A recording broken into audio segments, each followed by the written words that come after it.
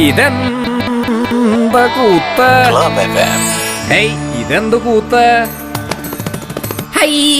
കോർപ്പറേഷൻകാരില്ലായിരുന്നുവെങ്കില് നമ്മുടെ രാഷ്ട്രീയക്കാരൊക്കെ തെണ്ടിപ്പോയേനെ ഇല്ലേ?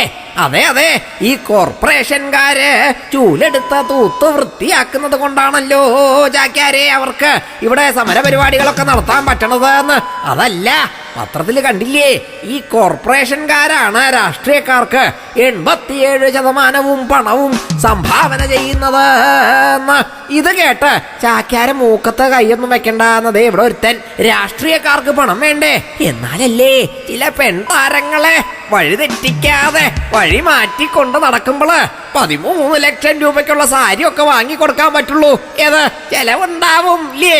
ഇത് കോർപ്പറേഷൻ എന്നല്ല കേട്ടോ, കോർപ്പറേറ്റുകാര് കാശ് കൊടുത്ത കാര്യമാണ് ഇവിടെ പറഞ്ഞുകൊണ്ടിരിക്കുന്നത്. ഇവിടെ ആർക്ക് വേണം കോർപ്പറേഷന്? എല്ലാവർക്കും ഇപ്പോ ജില്ലയല്ലേ, ജില്ലയിലെ കേട്ടിട്ടില്ലേ?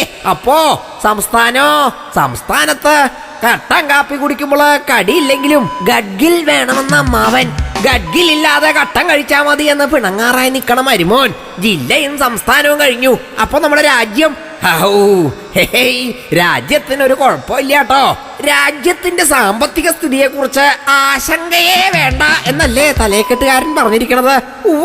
അതെ, അല്ലേലും തലേക്കെട്ടുകാരൻ ഭരിക്കുമ്പോള് ജനങ്ങൾക്ക് ഒരാശങ്കയില്ല. ഇടയ്ക്കിടയ്ക്ക് വേറെ ഒരു ശങ്ക ഉണ്ടാവും. അതെ, ആ ശങ്ക മാത്രമേ ഉള്ളൂ. ഇതെന്ത് കൂത്ത്?